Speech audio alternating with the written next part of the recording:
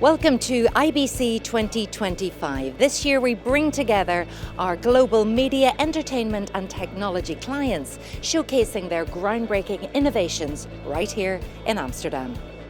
Well, here we are with Brian from AP Workflow Solutions. The stand's looking fantastic. Great to be here at IBC again. Thanks, yeah, we're happy to be here as well. And we're really, this year, as we have been over the last couple of years, pushing forward with developments that can really help journalists save time. There's so much change happening around them. Audiences' expectations are changing, and that means that the whole way that they do their jobs is changing, and our software has got to come in to support them with that.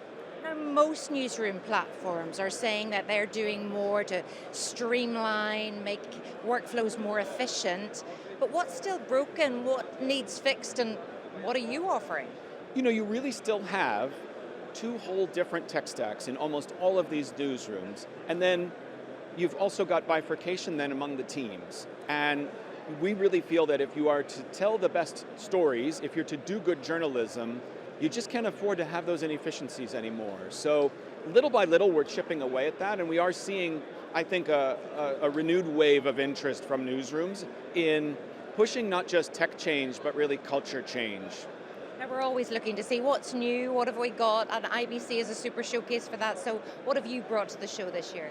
Some things that are pretty interesting, working with one of our largest customers, they said, it's tough for us to keep hiring producers that'll work our overnight shifts for us.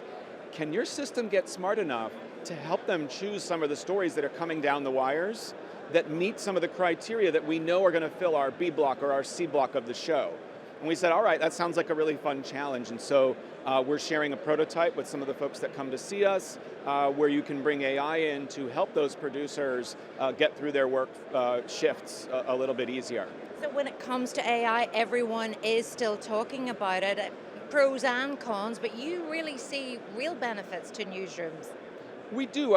Ultimately, we think that there's still so much manual work. There's so many manual steps that it takes for you as a journalist today to get that story out across all of the platforms. And if we can, using AI, using a bit of automation, help save even just a couple of minutes of time, that ought to help you do better stories and get better stories out to your audiences. Are you there yet?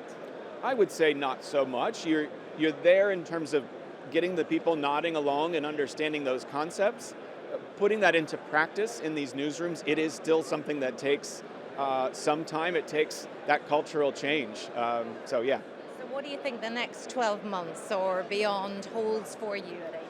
It's funny, there's a lot of movement right now towards in adopting story-centric workflows, and it is something that a lot of folks have been talking about for a while.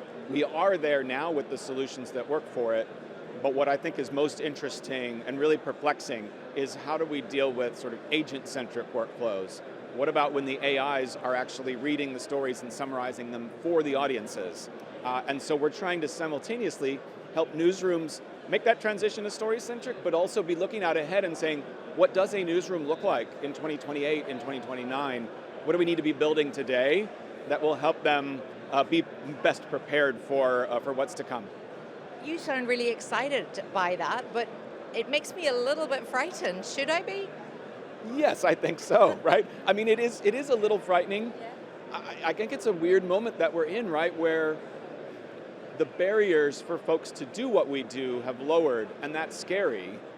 But the barriers for us to do new things that we never could have done are also lowered. So the pressure is on us to innovate as fast as we can to make sure that it is more exciting than scary, right? Absolutely. Listen, it's always great to catch up with you. Best wishes for the show and good luck. See you again in 12 months. Thank you so much.